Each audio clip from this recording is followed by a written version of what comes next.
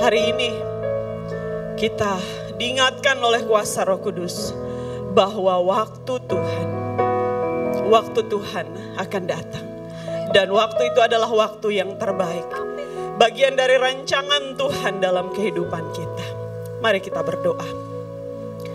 Puji syukur ya Tuhan, Engkau menganugerahkan kami dengan Roh-Mu yang kudus.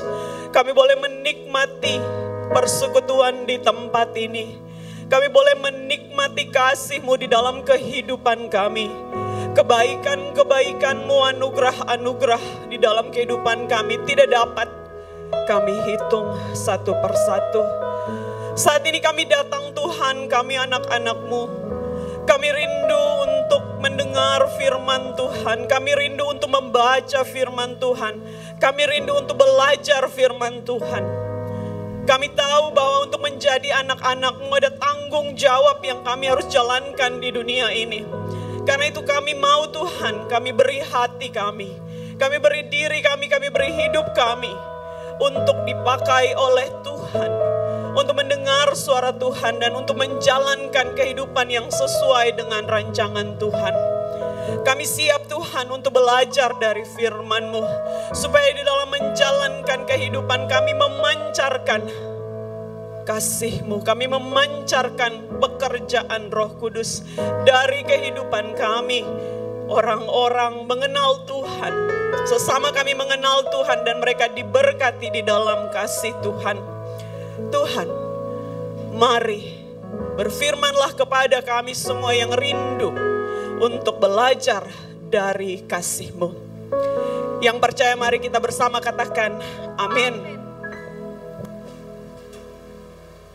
Shalom. Kurang semangat ya. Shalom. Salam sejahtera untuk kita semua. Puji Tuhan, kita semua diberi kesehatan fisik, tapi juga kesehatan mental. Kita semua diberi kerinduan untuk ada di dalam rumah Tuhan saat ini untuk belajar tentang firman Tuhan. Ada kalimat bijak yang mengatakan, tak kenal maka tak sayang. Benar ya, pernah dengar begitu, tak kenal maka tak sayang? Tapi kita sebagai orang Kristen, kita tahu, kita percaya bahwa tidak kenal pun kita tetap sayang. Kita mengasihi sama seperti Allah mengasihi seluruh ciptaannya. Kita tidak pilih-pilih di dalam mengasihi siapa saja yang ada di tengah-tengah persekutuan ini. Izinkan saya sedikit memperkenalkan diri. Karena ini pertama kalinya saya hadir di tengah-tengah jemaat ini, Golden Gate Community Church. Saya Pendeta Irene Luji.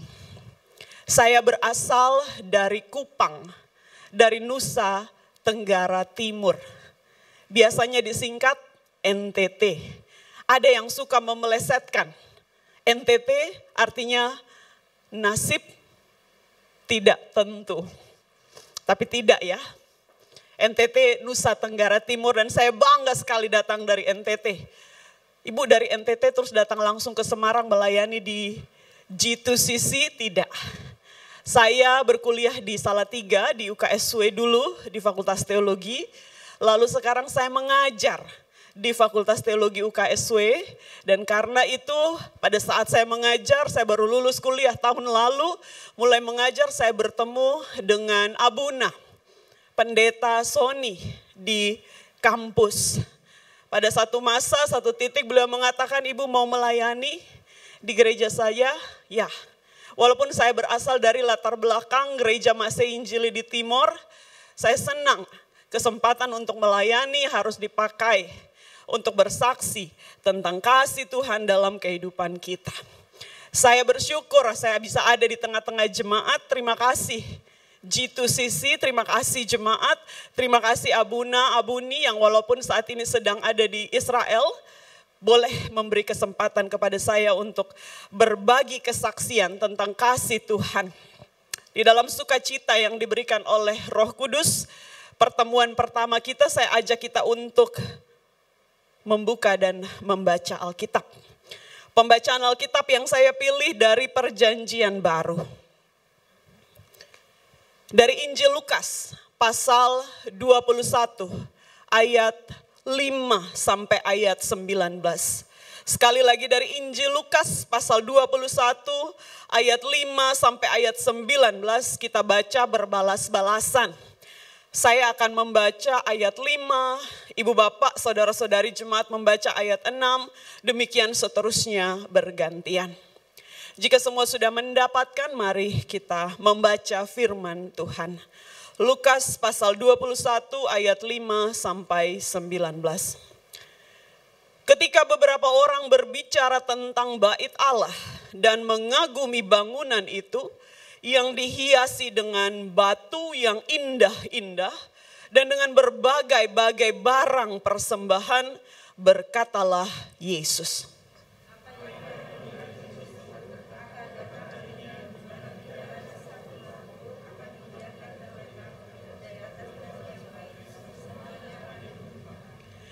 Dan murid-murid bertanya kepada Yesus, katanya, "Guru, bila manakah itu akan terjadi?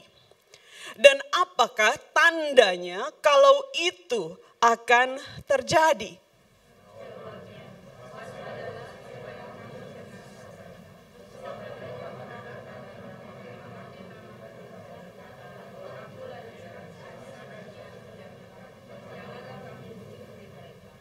Dan apabila kamu mendengar tentang peperangan dan pemberontakan, janganlah kamu terkejut, sebab semuanya itu harus terjadi dahulu. Tetapi itu tidak berarti kesudahannya akan datang segera.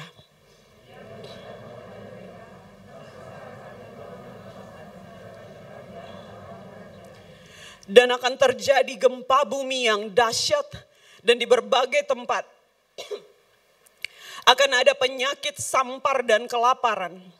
Dan akan terjadi juga hal-hal yang mengejutkan dan tanda-tanda yang dahsyat dari langit.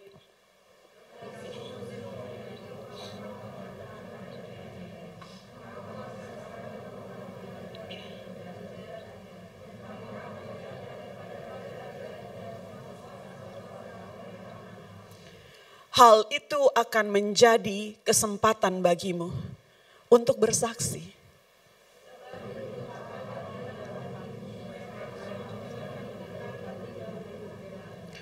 Sebab aku sendiri akan memberikan kepadamu kata-kata hikmat, sehingga kamu tidak dapat ditentang atau dibantah lawan-lawanmu.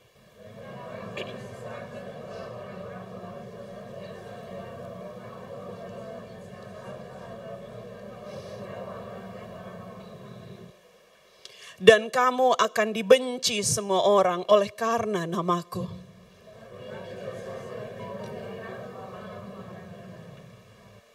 Kalau kamu tetap bertahan, kamu akan memperoleh hidupmu. Demikian pembacaan firman Tuhan kita yang diberkati adalah yang membaca, mendengar, dan dimampukan oleh kuasa Roh Kudus untuk melakukan firman Tuhan yang kita dengar. Sama-sama kita katakan amin. Ibu bapak, saudara-saudari yang dicintai oleh Kristus, satu hal yang sangat saya syukuri dan saya hormati di dalam tradisi gereja karismatik termasuk di dalam G2CC adalah ada ruang yang dibuka luas untuk kesaksian pribadi. Karena itu saya ingin mengawali sharing saat ini, pagi ini dengan sebuah kesaksian. Boleh? Boleh? Saya teringat pada tahun 2011, ini pengalaman yang terjadi sudah cukup lama, tapi selalu saya ingat kembali saat saya mengalami tantangan hidup yang berat. Pada tahun 2011, karena perkenanan Tuhan, saya mendapatkan beasiswa untuk pergi kuliah. Kuliah S2 waktu itu. Saya mendapatkan beasiswa dari negara. Karena itu saya dan suami memutuskan untuk berangkat. Saya kuliah di Louisville Presbyterian Theological Seminary, ada di Louisville, ada di Kentucky. Kami berangkat ke sana, Bapak Ibu jemaat bisa bayangkan, dengan beasiswa yang pas, cukup untuk biaya hidup kami, untuk orang Indonesia ya, kalau rajin masak, tidak rajin belanja di luar gitu, makan di luar ya cukup uang dari beasiswa tersebut. Untuk kami berdua, suami istri. Baru beberapa bulan, 3 bulan tepatnya, tiba-tiba saya hamil. Kok tiba-tiba bisa hamil, Bu? Tidak ya, Tuhan memberikan anugerah di dalam kehidupan rumah tangga saya. Dan saya hamil anak pertama saya. Belum pernah saya mengalami kehamilan, sekalinya hamil di luar negeri. Tidak ada keluarga, tidak ada orang tua. Saya mulai mengalami khawatir. Ya, levelnya mulai naik, nanti naik terus sampai saya melahirkan ini. Mulai, aduh saya mau bayar uang rumah sakit pakai apa? Ya ada beasiswa, saya ada asuransi student ya, student insurance. Tapi asuransi itu kan tidak menanggung semua pengeluaran rumah sakit. Ada yang kita harus bayar sendiri. Singkat kata saya mulai pergi ke dokter ya, ada layanan, kami mencoba bayar setiap bulan tagihan-tagihan ke dokter kandungan. Masih berjalan baik sampai akhirnya tiba di mana hari saya melahirkan di salah satu rumah sakit lokal. Lalu kami pulang membawa anak kami laki-laki namanya Jonathan. Kalau di sana tagihan itu tidak langsung dikasih sebelum kita pulang. Jadi kita boleh pulang saja dulu membawa anak kita. Tagihannya nanti dikirim Bapak Ibu 1 bulan kemudian. Saya sudah sampai di rumah mengurus anak ya. Di dalam tekanan ini banyak tugas ini kuliah. Ya, tidak main-main, harus lulus. Kalau tidak lulus saya bisa jadi gembel di sana. Ya, saya tidak punya biaya. Kalau beasiswa saya habis sebelum saya lulus, ada tekanan luar biasa. Tapi saya juga ibu baru, belum tahu caranya ngurus anak. Suami saya juga baru pertama kali memiliki seorang anak. Kami tidak punya keluarga di sana. Kalau di Indonesia ada kemudahan-kemudahan. Bisa telepon mama dari Kupang, datanglah ke Salatiga, bantu urus. Tapi tidak bisa. Hanya ada saya dan suami saya dari hari pertama. Bulan pertama tagihan datanglah. Ini sudah dipotong asuransi ya. Jumlahnya masih cukup besar untuk kami. Ada kata ribuan di sana. Apalagi ini dalam US dollar. Kami coba bayar sedikit-sedikit dari tabungan. Dari apa yang kami punya. Bulan kedua warning. Belum selesai pembayarannya. Mau ambil dari mana lagi? Ini kan mahasiswa internasional. Tidak punya pekerjaan tetap, tidak boleh bekerja dengan jenis visa yang saya miliki, yaitu visa student. Terakhir bulan ketiga itu final warning. Dari rumah sakit dikirim suratnya. Saya sudah sangat, level stresnya sangat tinggi. Khawatir luar biasa, akhirnya mulai gundah gulana, mulai bertanya-tanya. Tuhan ngapain sih saya di sini? Datang jauh-jauh buat gagal. Mulai khawatir. Saya datang hanya untuk menderita. Dari mana saya akan dapat biaya? Ini sudah final, sudah bulan ketiga. Nah suami saya, dia memang bukan pendeta, ibu bapak dan jemaat. Tapi dia selalu bersemangat. Selalu menguatkan, ini support system yang sangat baik saya miliki di dalam kehidupan rumah tangga saya. Suami saya selalu mengatakan, kalau Tuhan buka jalan, pasti Tuhan tolong. Suami saya selalu bersemangat, jangan khawatir mah. Tapi saya yang bertanggung jawab dalam tanda kutip karena saya yang mau kuliah. Saya yang mau pergi jauh-jauh ke Amerika Serikat. Saya merasa sangat tertekan. Di kurang lebih 1 minggu, 2 minggu sebelum batas pembayaran akhir. Saya lihat-lihat tagihan ini, saya duduk-duduk dan saya mulai, Tuhan bagaimana ini, tolonglah, tolong saya. Apa yang terjadi Ibu Bapak jemaat Tuhan? Selama 3 bulan awal yang saya bayar sesuai dengan kemampuan tabungan saya itu, tidak sekalipun saya digerakkan untuk membalik lembar tagihan tersebut. Saya hanya lihat depannya, lalu jumlahnya sekian, bayar kalau mampu. Kalau tidak tagihannya muncul lagi ke berikutnya.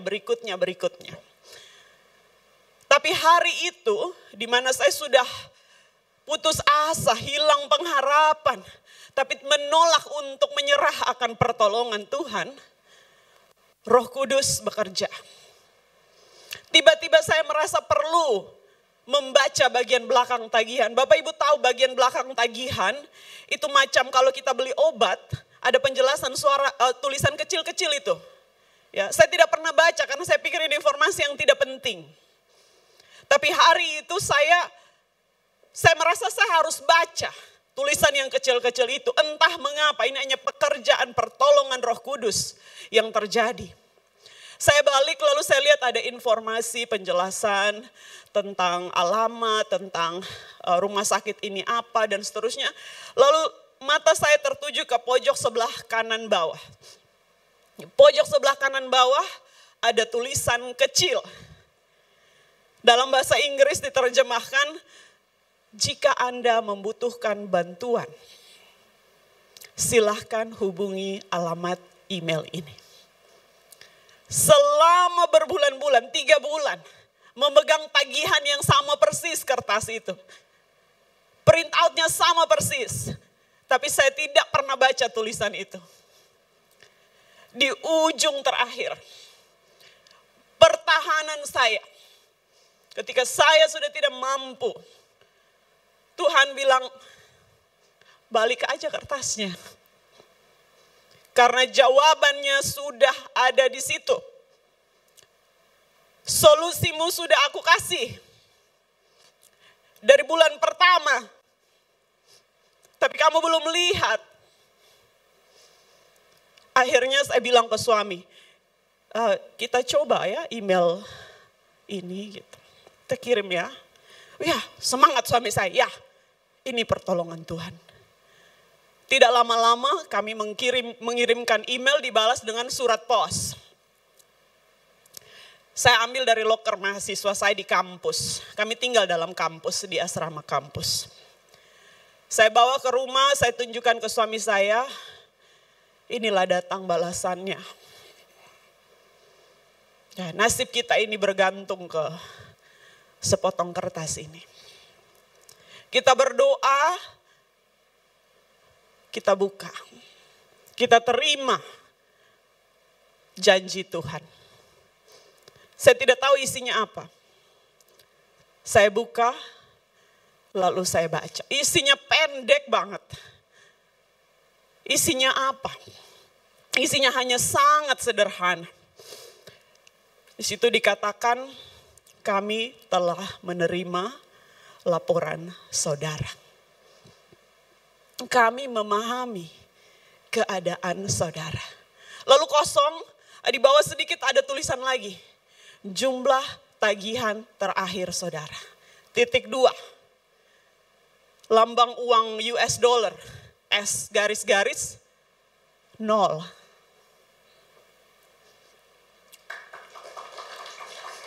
Puji Tuhan, kita katakan Tuhan luar biasa. Lihat ke samping, katakan Tuhan itu luar biasa. Saya terkaget-kaget. Kok bisa 0 ya? Selama ini, kalau saya tidak sombong, mau bertahan dengan kemampuan saya. Kalau saya bergantung saja pada pemberian Tuhan. Pertolongan Tuhan yang tidak akan putus. Janji Tuhan yang bukan omong kosong.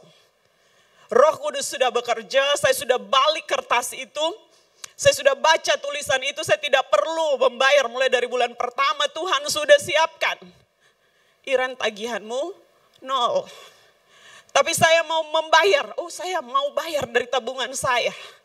Ya, saya cicil terus sampai di titik di mana saya sadar untuk bertahan hanya butuh iman. Untuk melampaui tantangan hidup yang sangat berat, hanya butuh percaya saja. Makanya ketika saya datang tadi pagi, saya dari Salatiga jam 5 pagi, saya sampai jam 6, kecepatan ya. Pintu gereja tadi masih ditutup, saya tunggu di dalam mobil, ada tulisan spanduk di depan kan.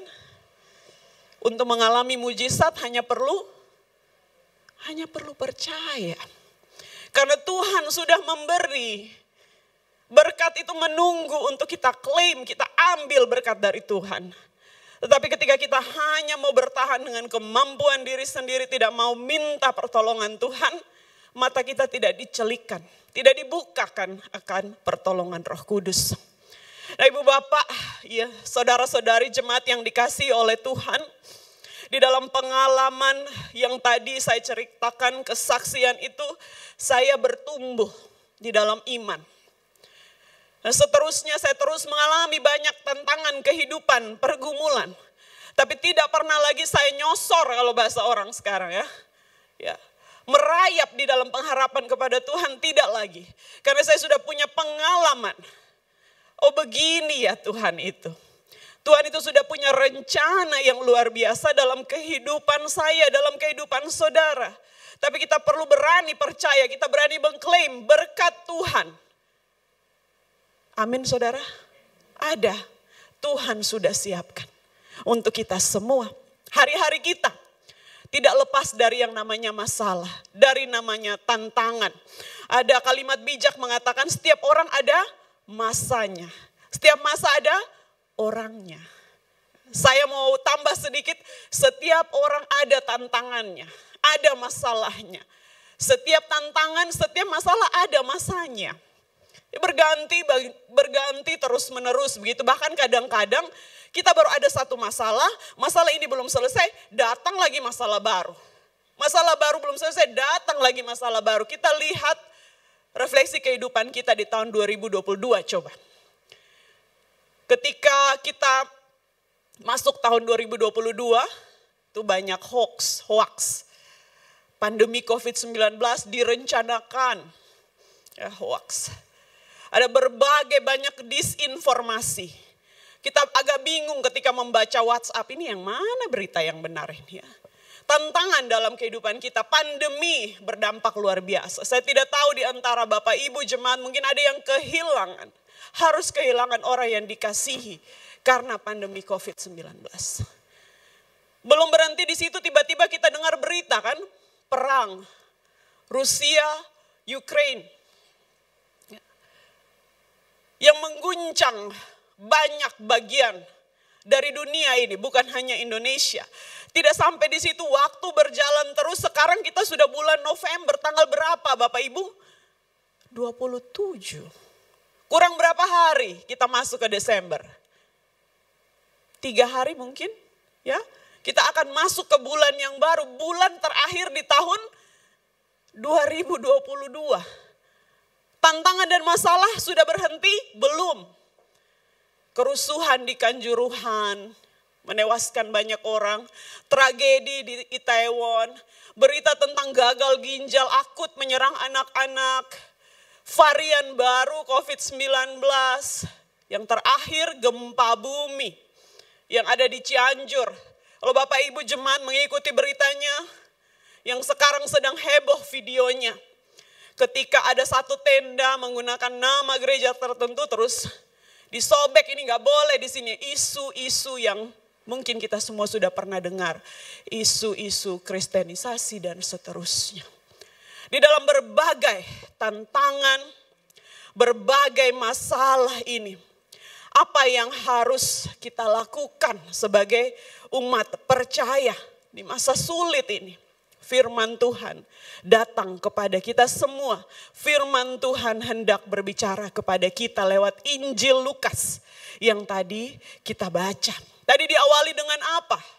Diawali dengan kekaguman. Wah, bait Allah sungguh indah, batu-batuannya luar biasa, keindahannya tidak dapat tertandingi, kata murid-murid. Mendengar perkataan murid-murid, Tuhan Yesus mengatakan apa? Dihentak dia. Tidak ada satu batu pun yang akan terletak di atas batu yang lain. Kemegahan bait Allah akan runtuh. Tidak sampai di sini saja, murid-murid mendengar Tuhan Yesus mengatakan hal itu, mereka mulai, anak-anak muda bilang kepo. Kepo itu singkatan ya, knowing every particular object, mau tahu semua aja gitu kepo. Mereka tanya kan, kapan ini akan terjadi guru? Tanda-tandanya apa kalau akan terjadi? Tuhan Yesus yang menarik, bukannya menjawab, oh ya tanggal sekian, bukan. Tuhan Yesus justru mengatakan, waspadalah. Waspada terhadap apa? Terhadap ancaman ajaran sesat, peperangan, kelaparan, bencana alam, penderitaan. Di tengah semua ancaman ini, Tuhan Yesus mengingatkan, jangan gelisah, jangan panik, jangan takut. Karena ini bukan kesudahan zaman. Tidak ada seorang pun yang tahu kapan zaman akan berakhir. Nah, Ibu Bapak, memang kalau kita baca buku sejarah, pada tahun 70 Masehi, Yerusalem dan Bait Allah memang mengalami pengepungan dan kehancuran oleh tentara Romawi. Jadi apa yang Tuhan Yesus sampaikan, ini memang benar-benar terjadi di dalam sejarah. Kitab Injil Lukas ini kan ditulis kurang lebih pada tahun 85 Masehi. Karena itu ini ditulis setelah peristiwa robohnya Bait Allah. Ini peristiwa yang terjadi di masa lalu kehidupan umat percaya. Dan karena itu mereka tahu apa yang dikatakan oleh Tuhan Yesus sungguh terjadi. Pesan dari ayat Injil ini adalah untuk menguatkan umat pada masa itu supaya mereka berefleksi tentang apa yang sudah terjadi di masa lalu. Bahkan ketika Bait Allah mengalami keruntuhan, Tuhan tidak meninggalkan umatnya. Janji Tuhan untuk melindungi, menjaga umatnya terjadi terus, mengalir terus sepanjang masa, sepanjang zaman. Sebagai murid-murid Kristus, apa yang Tuhan Yesus sampaikan, ancaman-ancaman tadi itu bagian dari keniscayaan. Kehidupan yang tidak bisa dihindari. Tetapi Tuhan Yesus mengajarkan, begini loh kamu harus bersikap. Kita mau belajar di tengah-tengah kehidupan yang begitu berat, tantangan yang begitu berat. Saya sebagai murid Tuhan harus bagaimana? Di dalam Injil Lukas dikatakan dua sikap yang tadi kita baca bersama-sama. Sikap yang pertama yang disebut sebagai waspada. Di dalam bahasa Yunani disebut blepete. Itu apa sih waspada yang bagaimana? Waspada yang dimaksud di sini adalah siap siaga. Hati-hati. Tidak mudah panik, tidak mudah kaget, tidak mudah terkejut dalam menghadapi tantangan-tantangan yang ada dalam kehidupanmu. Di dalam Alkitab ada banyak penjelasan yang menunjukkan bagaimana orang Kristen, bagaimana seorang murid Tuhan bisa hidup dalam kewaspadaan. Misalnya di dalam Maleaki pasal 4 ayat yang pertama sampai ayat yang kedua. Saya bacakan bagi kita. Maleaki pasal 4 ayat pertama dan ayat yang kedua. Bahwa sesungguhnya hari itu datang menyala seperti perapian. Maka semua orang gegabah dan setiap orang yang berbuat fasik menjadi seperti jerami. Dan akan terbakar oleh hari yang datang itu. Firman Tuhan semesta alam sampai tidak ditinggalkannya akar dan cabang mereka. Tetapi kamu yang takut akan namaku, bagimu akan terbit surya kebenaran dengan kesembuhan pada sayapnya. Kamu akan keluar dan berjingkrak-jingkrak seperti anak lembu lepas kandang. Bapak, Ibu, saudara-saudari, mohon maaf. Terima kasih, Ibu. Terima kasih ya.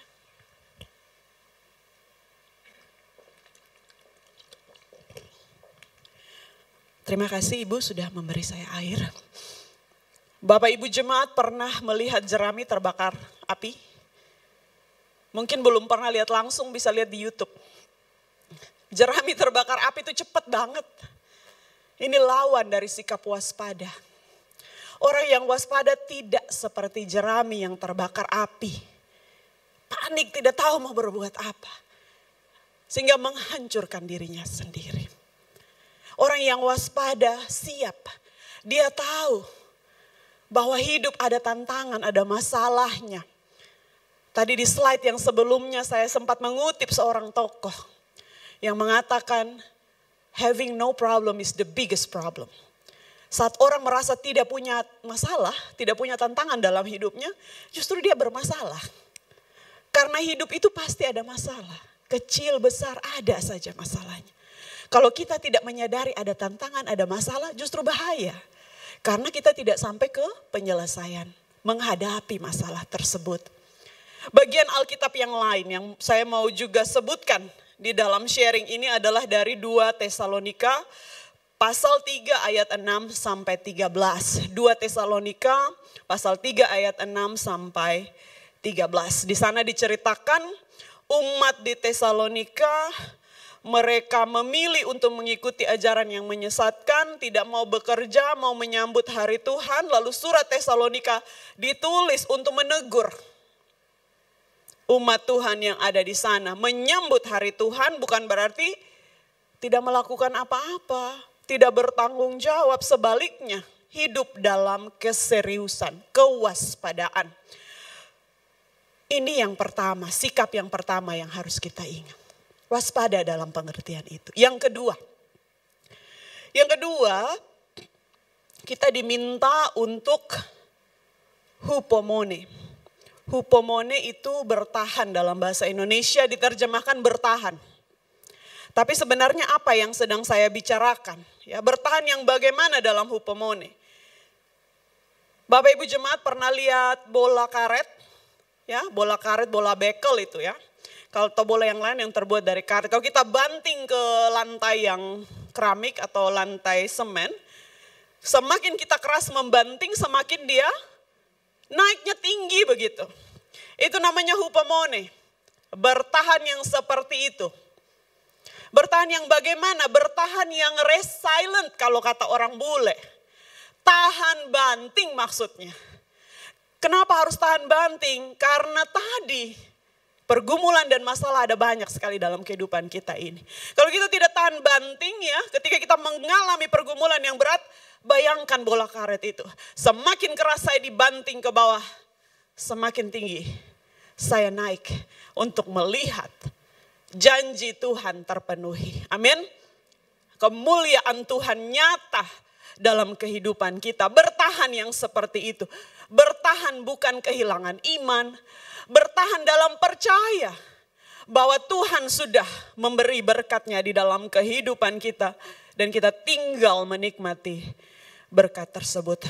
Ibu bapak, saudara-saudari yang dicintai oleh Tuhan, apa beberapa pesan Alkitab yang penting yang harus saya ingatkan kembali kepada kita semua. Yang pertama, jangan letakkan pengharapan pada yang bisa rusak, material belaka. Tetap waspada, menjaga iman, lalu bertahan dalam menghadapi tantangan-tantangan kehidupan.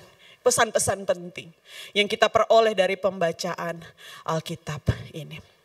Nah, kita yang hidup di masa kini, kita yang memiliki pergumulan yang mungkin berbeda dengan murid-murid pada masa Tuhan Yesus. Bisa enggak trik-trik ajaran ini kita pakai dalam kehidupan kita harus bisa. Ya, waspada di dalam iman, siap siaga, tetapi juga bertahan dengan pengharapan, memiliki daya resiliensi, tahan banting terhadap berbagai tantangan dan pergumulan kehidupan ini. Di dunia kita sekarang ini ada banyak sekali kesukaran. Tadi saya sudah sebut beberapa. Bapak Ibu mungkin di dalam hati masih mengatakan ya, aduh Bu, saya ada masalah banyak sekali. Kita semua sudah mendengar 2023 ancaman resesi ekonomi. PHK besar-besaran sudah terjadi. Kita semua berjalan menuju tahun yang baru dengan tantangan-tantangan yang tidak ringan. Kita akan berjalan menuju tahun yang baru dengan apa? Firman Tuhan memberkati kita dengan waspada dan dengan bertahan di dalam iman. Karena apa yang Allah hendak beri kepadamu sudah kamu terima. Tinggal kamu di dalam sikap iman membuka hati untuk meyakini berkat yang sudah diberikan oleh Allah. Saya mau menyebut beberapa kasus yang saya ingin kita sebagai umat Kristen selalu concern, selalu peduli begitu Bapak Ibu. Satu ciri khas yang nampak jelas, kekerasan terjadi di berbagai tempat. Kekerasan fisik dalam bentuk perang, tapi bukan itu aja. Kekerasan kata-kata, verbal, bullying, perundungan. Itu luar biasa sekarang dengan perkembangan media sosial. Anak-anak kita yang kita beri akses terhadap media sosial, entah mereka cerita kepada kita atau tidak, mereka mungkin sedang mengalami kekerasan di media sosial. Bentuk kekerasan seksual, kita dengar berita dari berbagai tempat. Para pemimpin-pemimpin agama tidak menjadi teladan, malah melakukan kekerasan. Kekerasan apa lagi? Ada banyak sekali kekerasan yang lain dalam kehidupan kita. Sebagai umat Kristen, mari kita sama-sama rapatkan barisan kita. Sebagai anak-anak Allah, saya mau menunjukkan apa? Apa ciri khas saya di dunia ini? Saya harus punya ciri khas, benar kan Ibu Bapak? Tidak sama seperti dunia. Tapi berbeda, membawa cahaya di tengah dunia. Bagaimana saya mau membawa cahaya di tengah-tengah dunia yang penuh dengan kekerasan. Belum lagi kekerasan terhadap lingkungan hidup. Kita pakai masker, sekali pakai kan.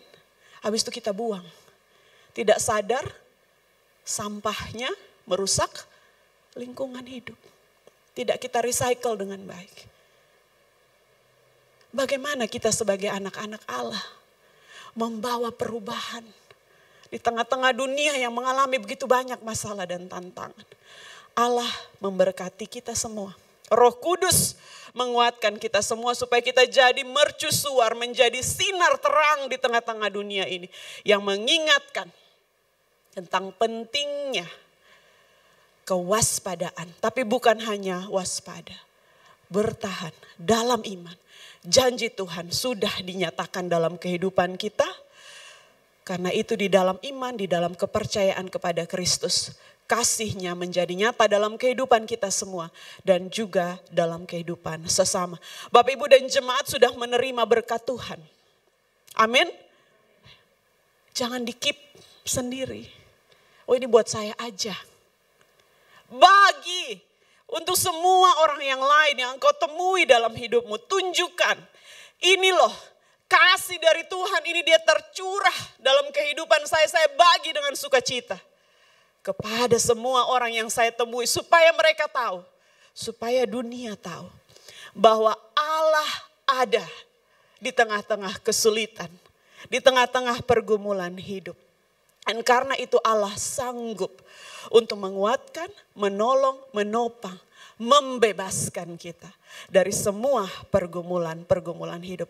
Sama-sama mari kita katakan amin.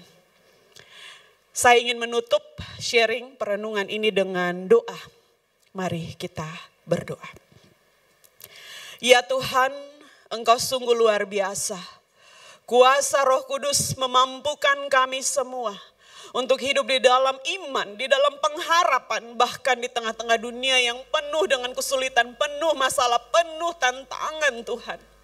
Kadang-kadang kami merasa lemah, kadang-kadang kami merasa kami tidak mampu Tuhan. Terlalu berat tantangan di dunia ini. Ingatkan kami Tuhan, kalau kami sedang bergumul, kalau kami sedang menangis di dalam ruang-ruang pribadi kami, kalau kami sedang menangis di dalam hati kami karena begitu banyaknya masalah dan tantangan kami, Tuhan, ingatkan kami bahwa Engkau lebih besar dari permasalahan-permasalahan. Ingatkan kami Tuhan, bahwa berkat-Mu sudah tercurah di dalam kehidupan kami. Ingatkan kami Tuhan, untuk waspada, untuk bertahan di dalam iman. Karena kami tahu Tuhan, kami sudah mengalami Engkau menyediakan berkat-Mu. Engkau menyediakan yang terbaik bagi kami, bahkan ketika kami tidak menyadarinya. Celikan mata kami, buka mata hati kami Tuhan, supaya kami berserah kepada pekerjaan Roh Kudus. Dan kami dimampukan untuk melihat dan menerima berkat yang Tuhan anugerahkan kepada kami.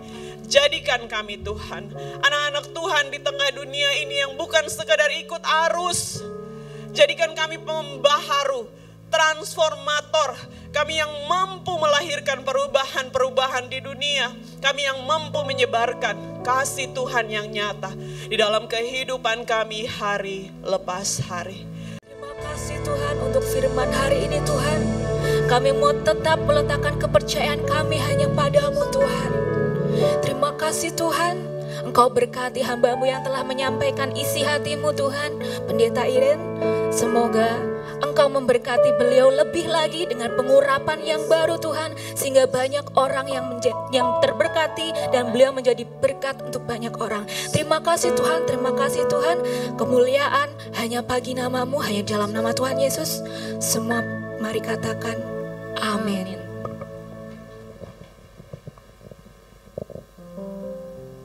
Amin. Puji Tuhan Bapak Ibu, firman yang sangat luar biasa memberkati kita semua. Kami mengucapkan terima kasih kepada Ibu Pendeta Irin Puji PhD atas pelayanannya. Kiranya Tuhan Yesus memberkati pelayanan dan keluarga. Kami juga mengucapkan selamat datang kepada Bapak Ibu Saudara yang baru pertama kali hadir di situ sisi. Yang pertama kepada Ibu Chen Xiang dari Cirebon.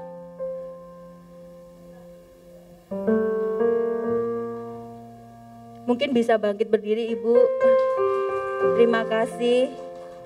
Kemudian yang kedua kepada Ibu Saldi Hati. Terima kasih Ibu. Semoga minggu depan bisa bergabung lagi bersama kami untuk ibadah di tempat ini. Selanjutnya adalah info gereja dalam sepekan. Nanti sore ada ibadah online pukul 17 di channel YouTube Pastor Sony Saluku. Kemudian firman online hari Rabu tanggal 30 November diliburkan, mengingat Abuna dan keluarga ada di Holy Land. Break to prayer hari Jumat tanggal 2 Desember pukul 17.00. Ibadah youth hari Sabtu tanggal 3 Desember pukul 16.30. Dan ibadah sekolah minggu tanggal 4 Desember pukul 7.00. Untuk memperingati hari Natal kita ada beberapa kegiatan Natal. Yang pertama adalah donor darah yang akan dilaksanakan pada tanggal 10 Desember pukul 9.00 di gereja di Tusisi. Mari kita ikut serta dalam donor darah ini. Jangan lupa ajak teman-teman ataupun saudara Bapak Ibu untuk berpartisipasi dan mendaftarkan terlebih dahulu sebelum tanggal 30 November kepada Ibu Aurel. Kemudian yang kedua, yaitu tanggal 10 Desember, ada perayaan Natal sekolah minggu pukul 15.30. Bapak Ibu Saudara dapat mengikut sertakan putra-putrinya untuk hadir di acara ini. Marilah kita dukung doa dan pelayanan Abuna dan keluarga di Holy Land. Kiranya berkat yang Abuna dan keluarga terima di Holy Land akan memberkati kita juga di tempat ini. Mengucapkan selamat ulang tahun dan selamat ulang tahun pernikahan kepada jemaat yang merayakannya minggu ini. Tuhan Yesus memberkati dan memberikan umur panjang. Demikian info gereja dalam sepekan. Selamat hari Minggu, Tuhan Yesus memberkati. Shalom.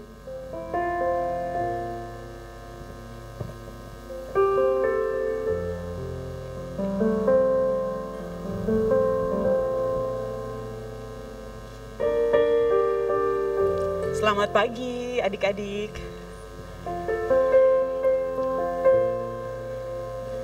Nah, ini ada yang mau didoakan khusus nggak? PAS ya. Besok Senin mau PAS, sudah siap? Sudah belajar?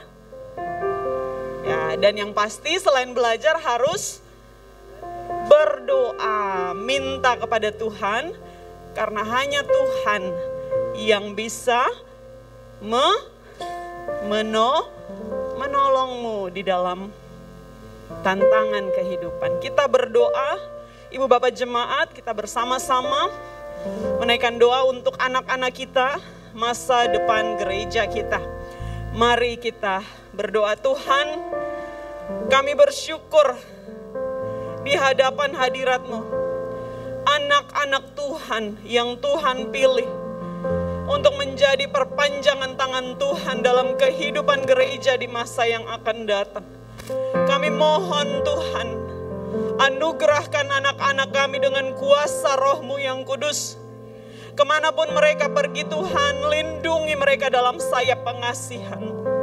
Walaupun mereka masih muda Tuhan, kami tahu Tuhan bisa memakai mereka untuk perluasan kerajaan Allah di tengah-tengah dunia ini. Kami mau mengucapkan berkat untuk anak-anak kami. Untuk anak-anak kami yang Tuhan percayakan ada di dalam tangan kami semua. Tuhan, biar mereka bertumbuh dengan hebat dalam kuasa-Mu. Tuhan, biar mereka sehat, biar mereka berhasil. Rencana Tuhan terwujud, ternyatakan dalam kehidupan mereka satu persatu. Tuhan, pada saat minggu depan hari Senin mereka akan mengalami ujian. Tuhan, mampukan mereka untuk konsentrasi mengingat pelajaran yang mereka sudah dapat selama ini.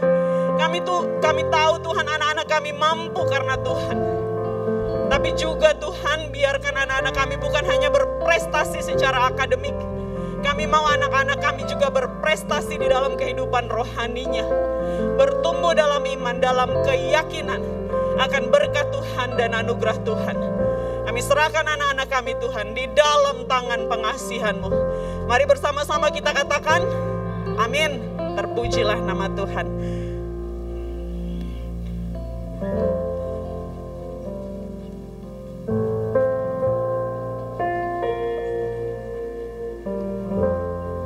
Bapak Ibu, kita akan menutup ibadah pada pagi hari ini. Saya mewakili Abuna dan seluruh jemaat mengucapkan terima kasih kepada Bu Irin untuk pelayanannya. Sungguh Tuhan memberkati pelayanan Ibu selanjutnya di tempat lain lebih dahsyat lagi. Amin. Ya, Tuhan tidak pernah berhenti untuk memakai Ibu. Amin. Saya melanjutkan juga mewakili Abuna. Saya ingin menyampaikan untuk yang donor darah itu dibutuhkan minimal 50 orang. Tolong yang badannya gede-gede tuh ya, jangan takut ya, ayo mendaftar ya. Karena kalau jumlahnya cuma 49, masa saya diambil 2 kali ya kan, untuk nutup kuota 50 gitu ya. Jadi saya memohon untuk yang badannya besar-besar untuk tidak takut untuk donor darah ya. Karena secara studi kalau kita donor darah itu tubuh kita akan menggenerasi kembali sel darah merah. Itu yang pertama. Yang kedua, ketika kita diambil darahnya, PMI itu akan mengecek apakah kita darah tinggi, darah rendah, darahnya kotor atau tidak, ada semacam yang khusus yang tidak boleh diambil dan diberikan kepada orang lain. Jadi kita akan tahu kondisi tubuh kita secara singkat dari PMI. Maka oleh karena itu mendaftarlah untuk menjadi donor darah pada tanggal yang telah disiapkan. Mari Bapak Ibu silakan bangkit berdiri. Kita akan berdoa dan menutup ibadah pada pagi hari ini. Bapa di surga, di dalam nama Tuhan Yesus Kristus, kami mengucap syukur untuk penyertaan-Mu ya Tuhan. pada ibadah kami pada pagi hari ini. Kami hadapkan anak-anak-Mu di tempat ini ya Tuhan. Bagi mereka yang membutuhkan kesembuhan, Tuhan jamah sebagai Jehovah Rafa. Tuhan, mereka yang membutuhkan pertolongan-Mu, kiranya tangan Tuhan terulur kepada mereka. Sekiranya mereka yang mengalami butuh pintu yang dibukakan, maka Tuhan sendiri yang membukakan pintu bagi mereka. Bagi mereka yang membutuhkan pekerjaan Tuhan, bagi mereka yang membutuhkan hasil di dalam usaha mereka, berkatilah kedua tangan mereka ya Tuhan, supaya apa yang mereka lakukan semuanya dibuat berhasil oleh Tuhan. Bagi mereka yang membutuhkan kesatuan di dalam keluarga mereka, Tuhan pulihkan.